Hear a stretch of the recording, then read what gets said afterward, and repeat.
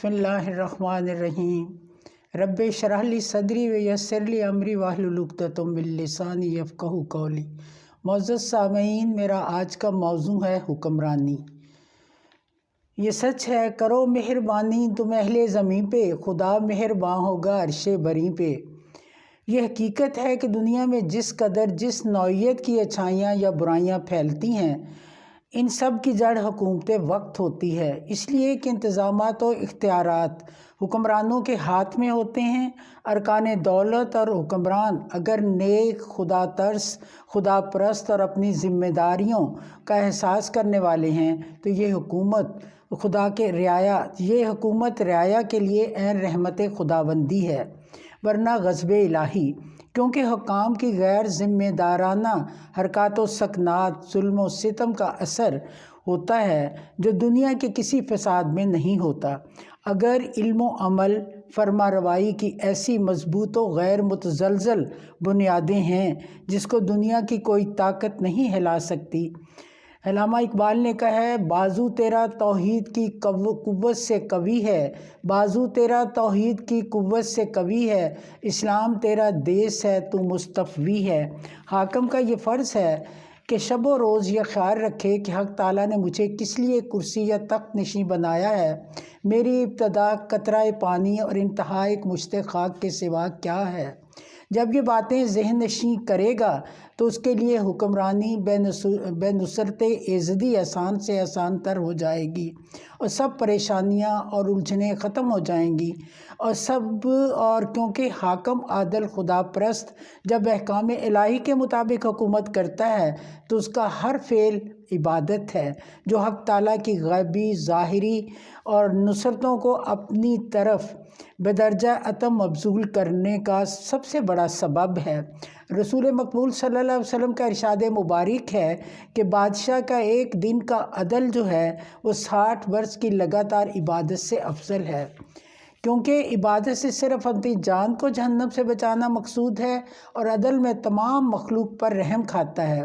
دوسری جگہ ارشاد ہے کہ 7 آدمی قیامت کے دن میرے سایہ میں ہوں گے، عرش کے سایہ میں ہوں گے۔ ان میں پہلا حاکم عادل ہوگا جو مخلوق پر رحم کھانے والا ہوگا، اللہ تعالیٰ اس کو اپنے سایہ میں جگہ دے گا۔ ایک ارشاد ربانی ہے، حاکم عادل کے لیے 60 صدیق مستعد عبادت کا عمل فرشتے آسمان پر لے جاتے ہیں۔ اور پھر آپ نے ارشاد فرمایا، حاکم عادل اللہ تعالیٰ کا بہت ہی اور مقرب اور پسندیدہ ہے، اور یہ سچ ہے کہ جو انسان خدا تعالیٰ کا مقرب اور پسندیدہ بننے کی کوشش کرتا ہے، یہ بھی چاہتا ہے کہ اس کی راہ کا ہر کانٹا خود بخود دور ہو جائے، وہ غلط آرزو لے کے رضا کی وادی میں آیا ہے۔ رضا کی وادی پھولوں کی سیج نہیں، یہاں قدم قدم پر خاردار جھاڑیاں ہیں جو انسان اس کے دامن میں حد فاصل کا کام کرتی ہیں، مگر کامیاب انسان وہ ہے جو ان کانٹوں کو پلکوں سے چننے کا حوصلہ لے کر آگے بڑھے۔ بڑا ظالم بادشاہ اللہ تعالیٰ کو بہت معذب اور بہت بڑا دشمن ہے۔ نبی اکرم صلی اللہ علیہ وسلم کا ارشاد مبارک ہے کہ تمام رعایا کے نیک عمل جتنے ہوتے ہیں، ہر روز حاکم عادل کے بھی اتنے ہی عمل نیک فرشتے آسمان پر لے جاتے ہیں، اور اس کی نماز 70,000 نمازوں کے برابر ہے۔ جب یہ امر ہے تو اس سے زیادہ کون سا نفع بخش کام ہوگا؟ جو شخص اس نعمت عظمیٰ کی قدر نہ کرتے ہوئے اپنے خداداد اختیارات کو مخلوق خدا پر ناجائز استعمال کر کے اپنی خواہشات کو پورا کرتا رہے، تو وہ اس سے زیادہ تباہ حال اور اخروی عذاب کا مستحق کون ہوگا؟ بلکہ اس روش پر گامزن حاکم ملک و ملک کے لیے باعث ننگ و عار ہے، اور اس کا سب سے بڑا اور حقیقی سبب دین سے بے تعلقی ہے۔ اگر دین سے تھوڑا سا بھی لگاؤ ہو تو دنیا و آخرت کا اس قدر نقصان نہ ہو۔ کسی نے کیا خوب کہا ہے، کم لوگ ہیں ایسے جنہیں ہے دین سے الفت، ان میں مگر زینت زندہ بہت ہیں۔ لہٰذا نیک سیرت، خدا ترس، منصف مزاج، ملک و ملت کے بہی خواہ حکام اور قوم و ملت کے ذمہ دار نفوذ کی یاد دہانی کے لیے کتاب و سنت کی روشنی میں حکمرانی کے ایسے 10 اصول بیان کیے گئے ہیں جن پر عمل کرنے سے انشاءاللہ ملک و ملت کے انتظام اللہ اللہ تعالیٰ اور رسول مقبول کی مرضی کے مطابق ہو سکتے ہیں۔ پہلا جو مقدمہ پیش ہو تو حاکم اول اپنے آپ کو رعایا خیال کرے اور غیر کو حاکم، پھر جو اپنے لیے پسند نہ کرے وہ دوسرے کے لیے بھی پسند نہ کرے۔ اگر اس کے برعکس کرے گا تو وہ عند اللہ خائن اور دغاباز ہوگا۔ نمبر 2، حاکم وقت اپنے دروازے پر حاجت مندوں کا انتظار باعث نقصان نہ سمجھے اور اس خطرے سے پرحذر رہے جب تک صاحب حاجت کی ضرورت پوری نہ کر لے۔ نفلی عبادت سے حاجت مندوں کی ضرورت پوری کرنا افضل ہے۔ تیسرا حکمران قانع ہو اور سب عیش و عشرت کا تارک اور سپاہی ہو، کیونکہ بغیر انصاف جمیلہ کے عدل و انصاف محال ہے جو سلطنت کی روح ہے۔ چوتھا حاکم رعایا سے نرمی برتے۔ حضور اکرم صلی اللہ علیہ وسلم کا ارشاد مبارک ہے، جو حاکم رعایا سے نرمی برتتا ہے اللہ تعالیٰ قیامت کے دن اس سے نرمی برتے گا۔ پھر نبی اکرم صلی اللہ علیہ وسلم نے دعا فرمائی کہ اللہ جو حاکم رعایا کے ساتھ نرمی برتتا ہے تو بھی اس سے نرمی کرنا، جو سختی برتے تو بھی اس کے ساتھ سختی کرنا۔ پانچواں حاکم کو یہ کوشش کرے کہ قانون کے مطابق رعایا اس سے خوش رہے۔ حبیب پاک صلی اللہ علیہ وسلم کا ارشاد مبارک ہے کہ سب سے بدتر حاکم وہ ہے جو تمہیں دشمن رکھیں اور تم ان سے دشمنی رکھو، بلکہ حاکم پر ضروری ہے کہ اپنے معتبر ذرائع سے اور غائبانہ حال لوگوں سے دریافت کرواتا رہے، کیونکہ انسان اپنے عیوب دوسروں کے ذریعہ سے جان سکتا ہے۔ چھٹا اصول یہ ہے کہ حاکم آسمانی احکام کے خلاف عمل کسی کی رضامندی تلاش نہ کرے۔ یہ ضروری بات ہے کہ جب حاکم ظالم کو سزا دے گا تو ظالم کے مددگار ناراض ہوں گے اور اس کو خوش کرنا مشکل ہے، لہٰذا وہ بہت بڑا نادان ہے جو مخلوق کی رضامندی کے لیے خدا کو چھوڑ دے۔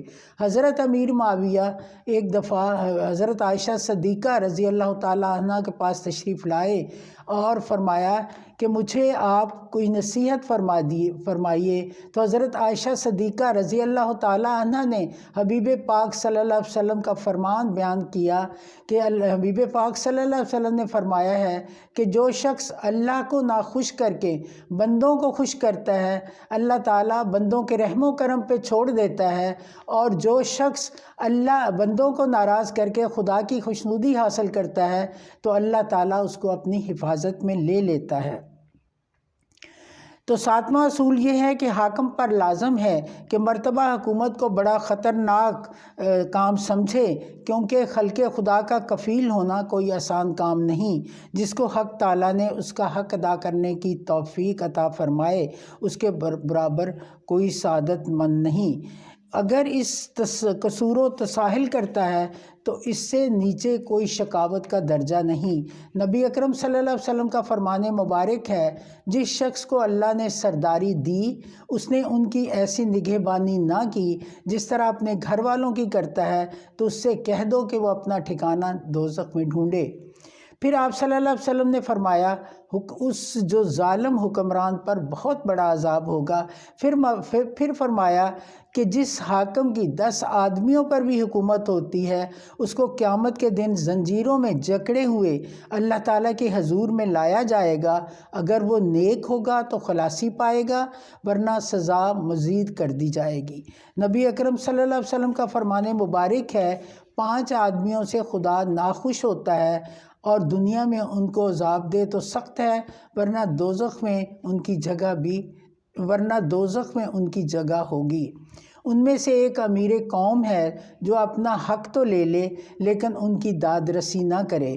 دوسرا رئیس مالدار ہے، لوگ اس کی اطاعت کرتے ہیں اور وہ قوی اور ضعیف کو برابر نہ سمجھے۔ تیسرا وہ شخص ہے جس نے مزدوری کر کے مزدور کی مزدوری اسے نہ ادا کی۔ چوتھا وہ شخص ہے جو اپنے اہل و عیال کو خدا تعالیٰ کی اطاعت کا حکم نہ دے اور ان کے اخراجات کو پورا نہ کرے۔ 5واں وہ شخص ہے جو مہر وغیرہ کے بارے میں اپنی بیوی پر ظلم کرے۔ حضرت حذیفہ رضی اللہ تعالیٰ فرماتے ہیں کہ کسی حاکم کی تعریف نہیں کرنی چاہیے، خواہ وہ برا ہو یا نیک ہو۔ میں نے نبی اکرم صلی اللہ علیہ وسلم سے سنا ہے کہ خواہ حاکم ظالم ہو یا عادل، پل صراط پر ٹھہرائے جائیں گے، پھر حق تعالیٰ حکم دیں گے کہ انہیں ایک جھٹکا دو۔ جس نے حکم میں ظلم کیا ہوگا یا رشوت لے کر فیصلہ کیا ہوگا یا ایک حریف کی بات کان لگا کر سنی ہوگی، یہ سب دوزخ میں گر جائیں گے۔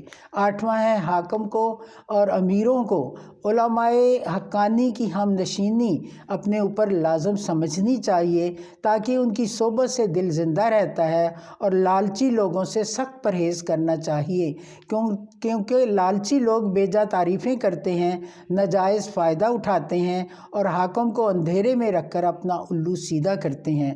حاکم فقط اس بات پر قناعت نہ کرے کہ خود تو ظلم و ستم سے بچے اور متاحتوں کا خیال نہ ہو، کیونکہ ہر حاکم سے قیامت کے دن سوال ہوگا۔ اگر حاکم کے عمل سے ظلم سرزد ہو جائے اور حاکم چپ رہے تو وہ ظلم گویا بادشاہ نے کیا ہے اور اس کو سخت گرفت ہوگی۔ نبی اکرم صلی اللہ علیہ وسلم نے فرمایا، 3 چیزیں ہیں جب آدمی ان کو پا لیتا ہے تو مومن کامل بن جاتا ہے۔ جب غصہ آئے تو بیجا امر کا قصد نہ کرے، جب خوش ہو تو کسی کے حق سے نہ چوکے، اور جب قادر ہو تو اپنے حق سے زیادہ نہ لے۔ 10واں ہے حاکم متکبر نہ ہو، اس لیے کہ تکبر کی وجہ سے معمولی بات پر عقل مغلوب ہو جاتی ہے، جس کی وجہ سے خواہ مخواہ بے گناہوں پر ظلم و ستم ہوگا۔ نبی اکرم صلی اللہ علیہ وسلم کا فرمان مبارک ہے کہ دوزخ کا ایک دروازہ ہے، اس میں کوئی داخل نہیں ہوگا مگر جو خلاف قانون الہی غصہ کرے۔ خلاصہ کلام یہ ہے کہ حاکم اور عوام کو چاہیے کہ اپنا تعلق باللہ درست رکھے، کیونکہ انسان کا کوئی قول و فعل اللہ سے پوشیدہ نہیں ہے۔ ایک دن آنے والا ہے جس سے ان سب کے بارے میں باز پرس ہوگی۔ یہ سچ ہے، یہ قرآن دولت جاوید ہے، شمع ہدایت ہے۔ یہ سچ ہے کہ یہ قرآن دولت جاوید ہے، شمع ہدایت ہے۔ یہ وہ دستور ہے جس میں زمانوں کی امامت ہے۔ تیری پستی کو اے مسلم یہی رفت میں بدلے گا، تیری پستی کو اے مسلم یہی رفت میں بدلے گا۔ تدبر کر، تفکر کر، یہ پیغام حکومت ہے۔ تدبر کر، تفکر کر، یہ پیغام حکومت ہے۔ وما علینا الا البلاغ۔